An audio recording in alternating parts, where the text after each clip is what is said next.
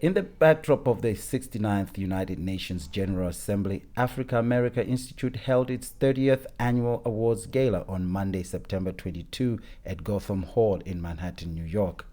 This black tie affair attracted African leaders, business people, diplomats, and a host of other people to celebrate African achievement in New York.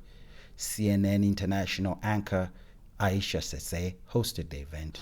I'd now like to invite Amini, Kajunju, AAI President and CEO, to the podium to offer remarks and to introduce to you AAI's Gala video.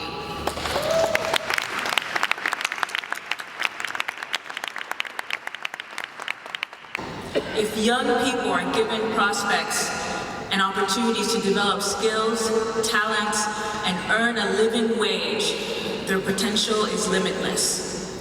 Amini Kajunju welcomed the guests and also presented President of the Republic of Cote d'Ivoire, Alassane Ouattara, with the AAI 2014 Lifetime Achievement Award. One possibility would be for her to ask some of the African countries, although we have budgetary requirements constrained by the IMF, but we find ways to contribute to a fund to help African universities through the African American Institute.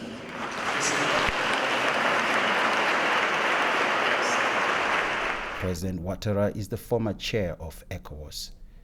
Other recipients were Vivienne Yeda Apopo, who's the Director General of the East African Development Bank, who received the Business Leader Award. I'd like to thank my current team and colleagues at the East African Development Bank for working very hard and being committed to the development of East Africa, and sometimes working in situations that are challenging and situations that are without precedent. Professor Thandika Mkandawire was presented the Distinguished Alumnus Award. There was a theory that higher education didn't yield as much returns as primary school, and many of the funders simply withdrew from universities. And AI kept up with the fight for higher education. And I think I'd like to convey to the authority, to the leadership of the institute, our deep gratitude for holding on. General Electric received the Corporate Responsibility Award, and this was in recognition of its commitment to empowering livelihoods in Africa through education and employment of Africans in senior leadership positions, and also promoting trade and economic growth. I'd never been to Africa, but I raised my hand to go. And people always ask me, what was the most surprising thing that you found out when you landed in Nairobi, Kenya, where I live now? And I said one of the things that I'm still amazed every day is the optimism, the entrepreneurial spirit, and the capabilities of the African people. And most importantly, South Africa's singer and humanitarian Yvonne Chaka Chaka sang a tributary song for the late South African President Nelson Mandela.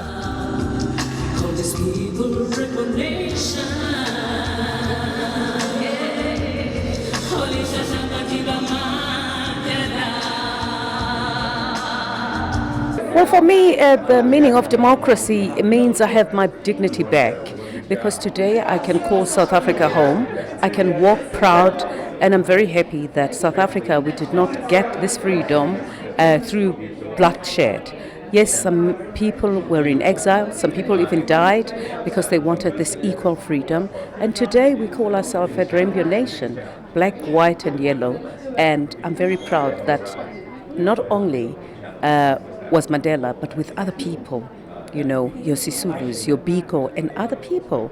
Isha Sesay also spoke to SaharaTV regarding the Ebola crisis in Africa. Something like Ebola, alongside the missing girls, the Chibok girls, isn't just an Africa problem. I think the international community needs to come together. Certainly in terms of Ebola, my family's from Sierra Leone. My family is there in Sierra Leone right now, so this is a very personal story for me. The world needs to step up. They need to step up and they need to deliver the aid in terms of manpower, in terms of equipment that's needed, and also in terms of the Chibok girls. The Nigerian government on its own doesn't have the capacity to find them. That's what they say. So the international community needs to stand up and to help. Those girls need to come back. This Ebola outbreak needs to be contained and basically eliminated. Ugandan jazz singer Somi was among the many honorary chairs that spoke to SaharaTV. Well, as an entertainer, I don't know if it's so much about being as an entertainer as much as it is about being an African woman who lives in America and who lives and works in the West and is always trying to stay connected to home, right? So for me, it's about bridging that gap and honoring Africa's excellence, Africa's leadership, Africa's progress, right? Africa's action taking, and the people who are at the forefront of that. So I'm just honored to be here to celebrate those people along with AAI. So yeah, that's what it is for me. This is Fungai Maborek of SaharaTV.